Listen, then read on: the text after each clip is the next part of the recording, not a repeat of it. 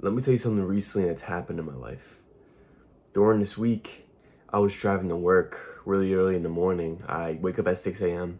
I gotta be in work by 7:30. I'm driving there around 7, 7:10, and I'm on like a highway, and I see all these cars. They're going to their jobs. People all have their coffees in their hand. Everyone's doing the same exact thing. They're all going to some type of job, which isn't wrong. Don't get me wrong. It's been over a year now, and I've been on self-improvement just trying so hard to quit my job. I wanted to make money online so I can quit my job. So what does that really mean? What am I really trying to say here?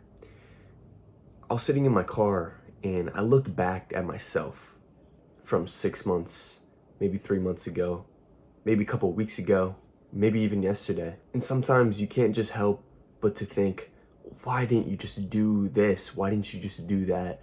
I wish you would have done this. Talking to myself, my past self.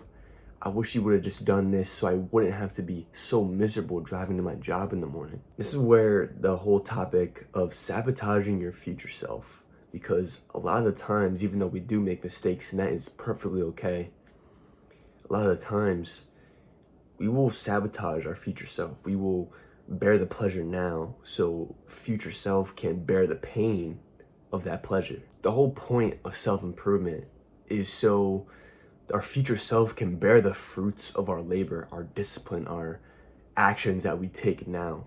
We're sacrificing our time now so we can enjoy the rest of our life. Usually society has it backwards, you know what I mean? They have you go to college, it's the funnest times of your life, and then you would end up working a job for the rest of your life.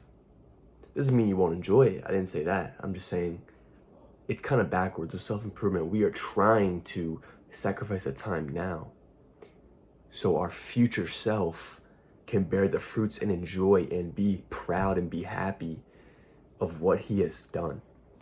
So when you are thinking about sabotaging yourself, when you're thinking about going on your phone, or when you've been scrolling on your phone for an hour, consider your future self and what he would want you to do.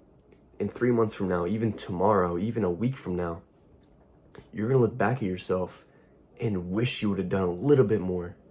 You would have wished that you would have done this extra thing so you wouldn't have to deal with it later, so you wouldn't have to deal with the pain of not having what you want already. And of course, patience is a key. Don't get me wrong. Patience is a virtue, right? We're all supposed to be patient in this self-improvement journey, in this journey of trying to level up and get better in the game. But the thing is, we have to take in consideration our future self and what he is going through. We have to take in consideration what our future self will bear if we don't take the discipline now. If we are not disciplined, if we're not consistent now, then he will deal with the consequences of that, because your actions have consequences. So next time you think about going off track, when you know that you're doing something wrong, when you know that you'll just do it later, you'll do it tomorrow, you'll do it next week, think about your future self. He's really counting on you. He sees everything that you do. So whenever you're feeling unmotivated, whenever you don't feel like doing anything, think about your future self and what he would want you to do 6 months from now, 1 year from now. If you're consistent and you're disciplined and you're working really hard, in 3 months, 6 months, you're gonna look back and be proud of yourself.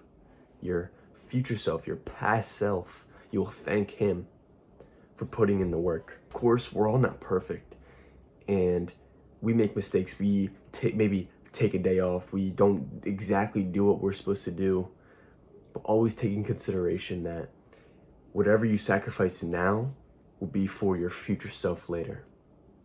So take care of him. In one of my videos, I said to write a letter to him, because it's good to look back at them. It's good to look back at those types of things and really think about what you want for your future self, because you can always right now in the present work hard. You can be aware, you can be consistent, you can be disciplined, you can control yourself in the present. But your future self is only made up of what your actions are today. So next time you're off track, next time you're falling victim to bad things, bad habits, you're not doing what you're supposed to do, if you're feeling unmotivated, think about your future self. That's all I have for you today, and don't forget to keep moving forward.